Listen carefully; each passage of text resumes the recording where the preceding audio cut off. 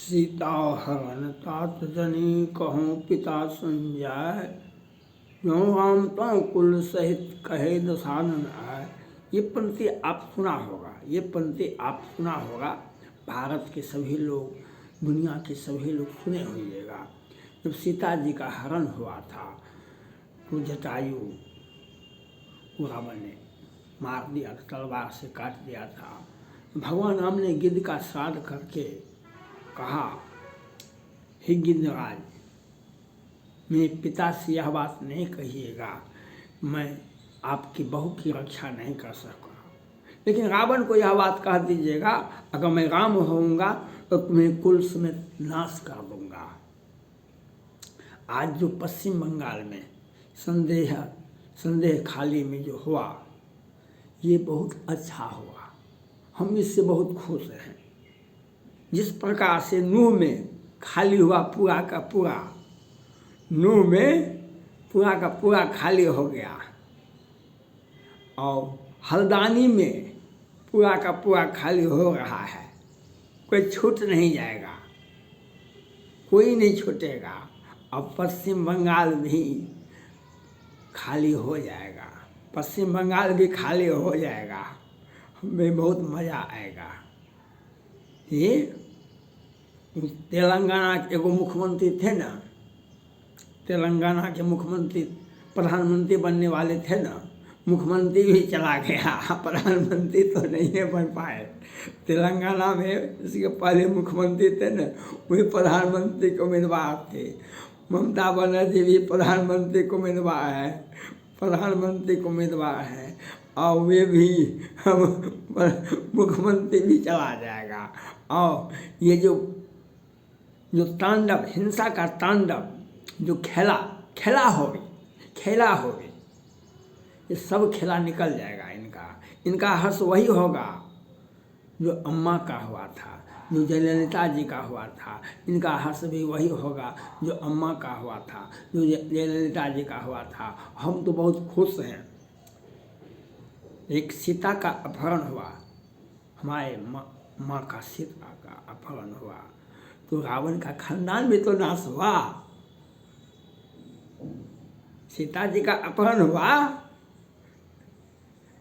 राम ने यह संदेश क्यों दिया? रावण का पूरा सर्वनाश कर दिया।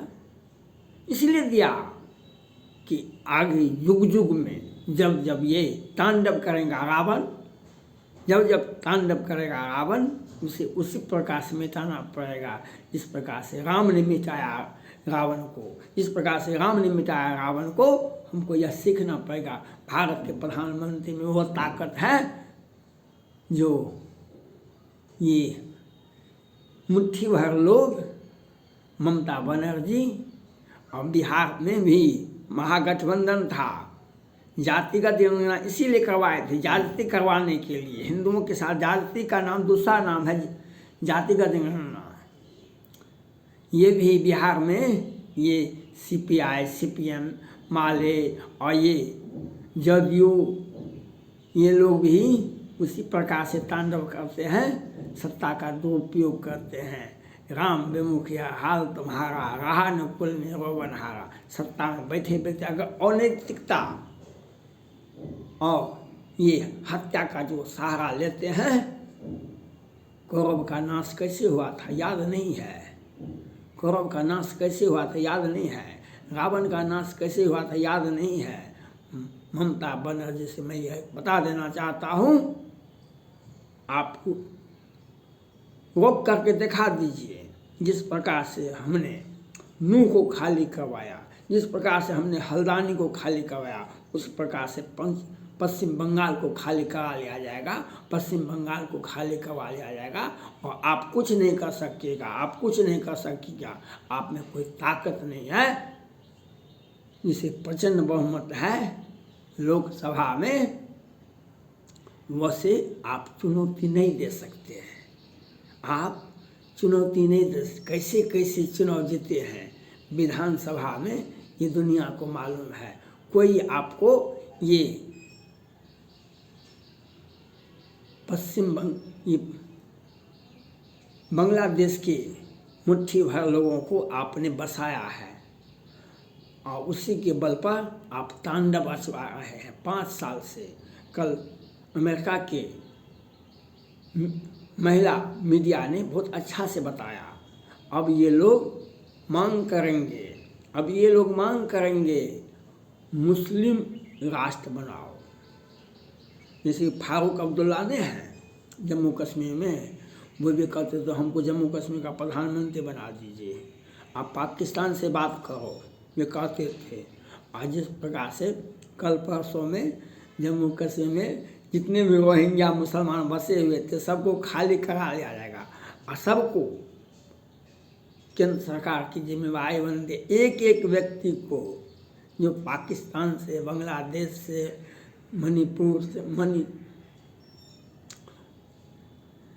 विदेश में जहाँ से आए हैं उस सबको खाली करा लिया जाएगा, क्योंकि ये मुंह छुपा के बैठते हैं और रात में चोरी करते हैं, दिन में राजनीति करते हैं।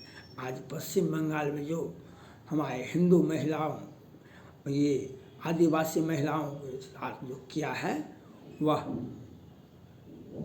उसका खामियाजा ममता बनर्जी भुगतेगी। उसका खामियाजा जिस प्रकार से नूह में भुगता, जिस प्रकार से हल्द्वानी में भुगता, उसी प्रकार से पश्चिम बंगाल में भी भुगतेगा और घर को तोड़ दिया जाएगा, खाली करा लिया जाएगा। बाउंड्री पर रहा है, मणिपुर हो या पूरे देश में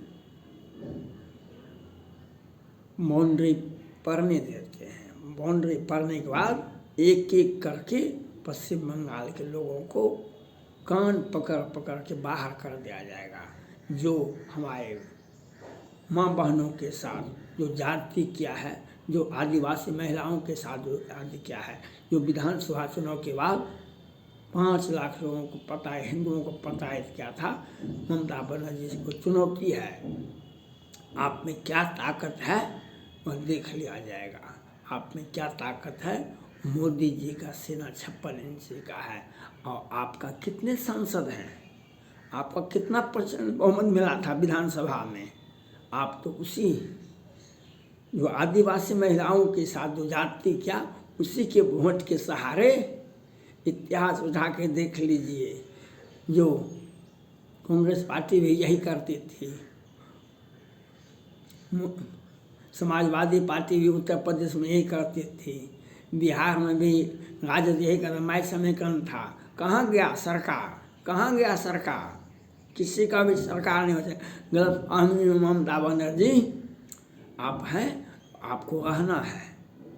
सत्ता के बाद सांस नहीं ले पाइएगा, सत्ता गिरने के बाद आप सांस नहीं ले पाइएगा और अपने परिवार और कुटुंबजनों का रक्षा भी नहीं कर पाइएगा आप, क्योंकि आपने सबों को तंग किया है, आपने सबों को दिया है। मैं भारत के प्रधानमंत्री नरेंद्र मोदी जी और गृह मंत्री अमित शाह जी से अपील करना चाहता हूँ। हो सकता है गृह मंत्री जी आपको दिक्कत होता है, छोड़ दीजिए पद। गृह मंत्री को चाहिए, अगर आप पश्चिम बंगाल में CBI जांच का आदेश राष्ट्रपति शासन नहीं लगाते हैं तो आप पद को छोड़ दीजिए। अगर आप राष्ट्रपति शासन नहीं लगाए और आप CBI जांच का आदेश नहीं दिए तो आपको पद छोड़ना पड़ेगा, नहीं तो देश की जनता आपसे भी पूछेगी। क्योंकि आप प्रधानमंत्री नरेंद्र मोदी जी को कहते थे, भैया हमको गृह मंत्री बना दीजिए, हम सीनियर बन जाएंगे, हमको भविष्य में कुछ मौका मिलेगा तो हम पद पर प्रधानमंत्री तक बन जाएंगे। लेकिन गृह मंत्री बने हुए हैं माननीय गृह मंत्री अमित शाह जी।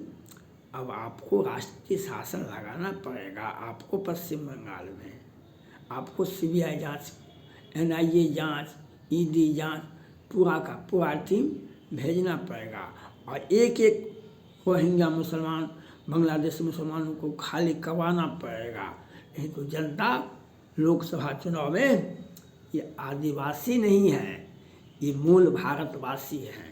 ये आदिवासी नहीं है, ये सभी हिंदू हैं।